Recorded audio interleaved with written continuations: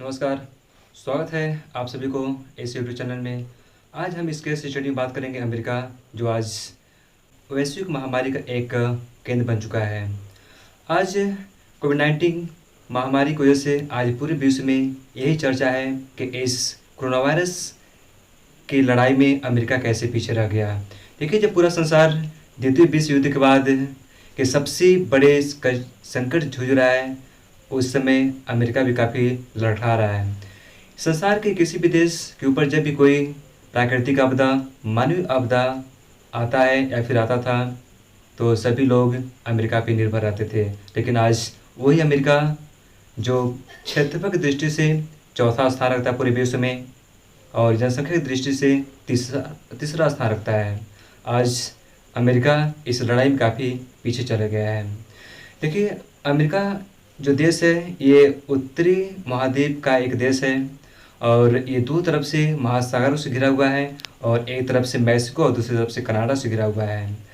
देखिए, जिस तरह से आज अमेरिका के डोनाल्ड ट्रंप अपने देश के नेतृत्व कर रहे हैं, लीड कर रहे हैं, अब वो सवालों के घेरे में हैं, क्योंकि जब ये वायरस चीन से पूरे विश्व में फैलना शुरू हुई और अमेरिका में गई, तो उस समय अमेरिकन प्रेसिडेंट डोनाल्ड ट्रंप कोई ठोस कदम उठा नहीं पाए।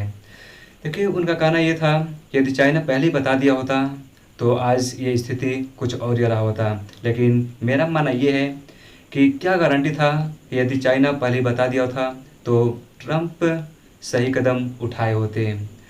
देखिए, आज हर एक लोगों के मन में केवल एक ही क्वेश्चन चल रहा है कि सबसे सुपर पावर कंट्री, सबसे पुरानी लोकतांत्रिक देश आज इस लड़ाई में पीछे कैसे रह गया। सबसे सक्षम होने के बावजूद भी, सबसे शक्तिशाली देश होने के बावजूद भी, देखिए आज अमेरिका हर एक क्षेत्र में अग्रणी देश साबित हो रहा है, लेकिन आज वही अमेरिका इस लड़ाई में काफ़ी पीछे चला गया है। अब सवाल ये है कि आखिर अमेरिका इतनी पावरफुल होते हुए भी इस लड़ाई से पीछे कैसे चला गया। तो आज हम अमेरिका के पीछे होने के कारण के 6 बात हम शेयर करेंगे।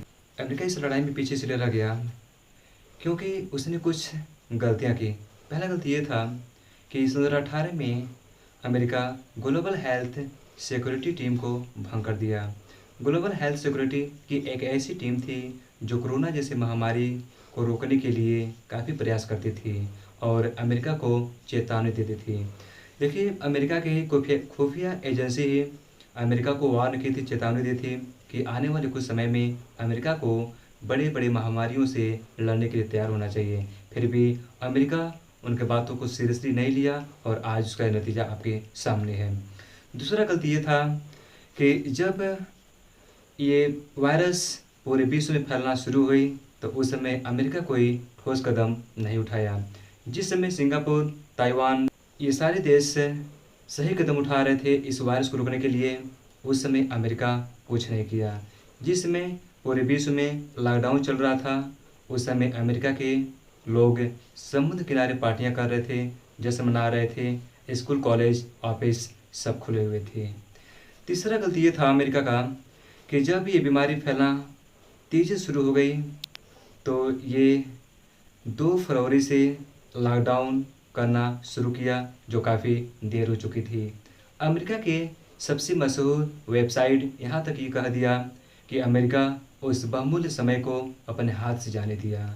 अगर अमेरिका उस टीम को जो पहला गलती किया था भंग नहीं किया होता तो आज इसका नतीजा कुछ और।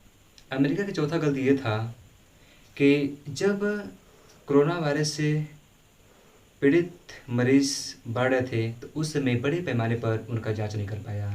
देखिए, उस समय France, Germany, Italy, Taiwan, Singapore, ये सारे देश अपने नागरिकों का बड़े पैमाने पर जांच कर रहे थे, सोशल डिस्टेंसिंग, लॉकडाउन का पालन करवा रहे थे, लेकिन उस समय अमेरिका इस बात को सीरियसली नहीं लिया। उस समय अमेरिका के राष्ट्रपति डोनाल्ड ट्रंप ये कह रहे थे कि आज जो ये संख्या है बहुत ही कम है और आने वाले समय में ये संख्या काफ़ी कम हो जाएगी। देखिए, पांचवा गलती ये था कि इस महामारी से लड़ने के लिए अमेरिका अधिक बिस्तरों वाले अस्पताल, पीपीई और मास्क का व्यवस्था नहीं कर पाया और छठवां और अंतिम गलती ये था कि जिस समय पूरे देश जर्मनी से डायग्नोस्टिक सिस्टम का खरीदारी कर रहे थे, उस समय अमेरिका उस डायग्नोस्टिक सिस्टम को खरीदने से इनकार कर दिया।